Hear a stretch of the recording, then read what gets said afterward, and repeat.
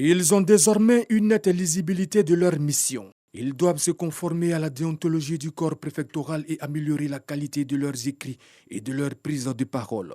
Ces 66 nouveaux sous-préfets viennent d'achever une session de formation qui leur permettra d'optimiser des savoirs-agir essentiels pour une meilleure gestion de leur circonscription. Nous promettons de pouvoir mener cette action à terme, d'être au contact, à l'écoute de la population, d'être l'interface de l'État, de l'administration vis-à-vis de la population et des populations vis-à-vis de l'administration. J'attends qu'ils profitent au maximum de ce qu'ils ont appris.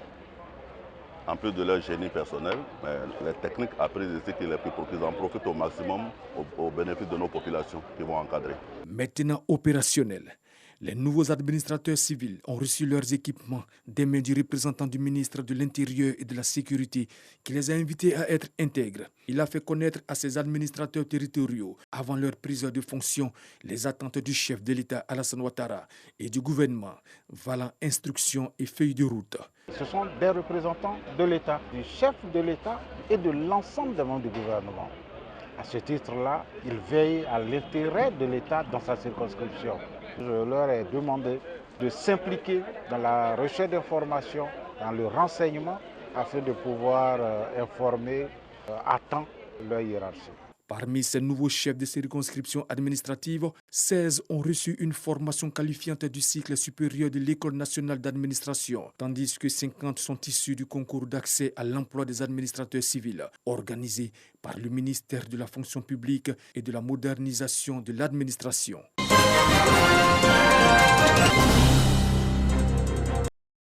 Ce sont au total 800 jeunes qui reçoivent leur permis de conduire des mains du représentant de la mairie d'Abobo.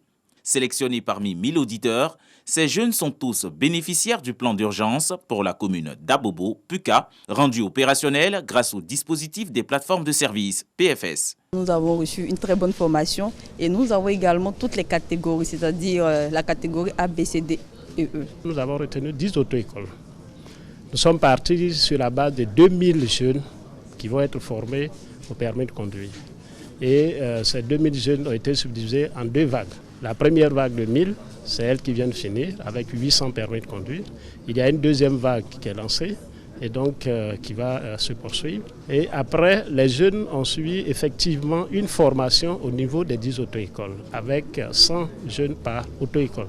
Le projet PUCA-PFS vise à faciliter l'insertion socio-professionnelle des jeunes d'Abobo. Nous leur avons expliqué que beaucoup de nos parents à Abobo sont propriétaires de cours aujourd'hui.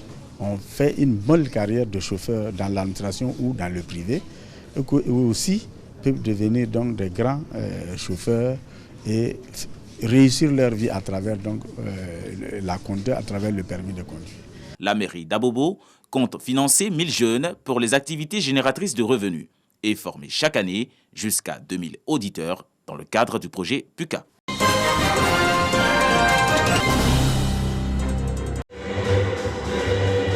Des louanges et des chants d'adoration. Nous sommes à l'église catholique Saint-Matthieu, cité verte de Yopougon. L'église célèbre un de ses fils. Ordonné prêtre en janvier dernier, le père Jean-Jacques Dagritier retourne auprès des siens pour rendre grâce à Dieu. Une action de grâce pour son engagement à suivre le Christ tout au long de sa vie. Aujourd'hui, le Seigneur m'accorde la grâce de rendre grâce sur ma paroisse d'origine qui est la paroisse Saint-Matthieu. C'est un nouveau commencement que le Seigneur me donne, afin que je puisse m'offrir, non seulement pour le sacrifice eucharistique, mais aussi pour le peuple de Dieu. Dans son homélie, le père co-célébrant a exhorté l'homme de Dieu à être à l'écoute de son peuple. Et l'Église s'engage à l'accompagner dans sa mission. C'est un devoir pour nous, une obligation de lui venir en soutien, en aide, pour l'accompagner dans sa mission qui s'ouvre, dans sa mission pastorale. Nous ne pouvons que bénir le Saint-Nom de Dieu, de nous donner encore des saints et bons prêtres. Parce qu'il a commencé ses débuts ici, on l'a vu tout petit, et aujourd'hui il est prêtre.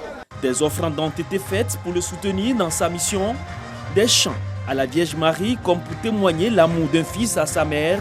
Accompagné de ses pères dans le sacerdoce, c'est un nouveau départ pour le père Jean-Jacques Dagritier qui assumera sa mission dans une autre paroisse à Sikensi, dans le diocèse d'Agouville.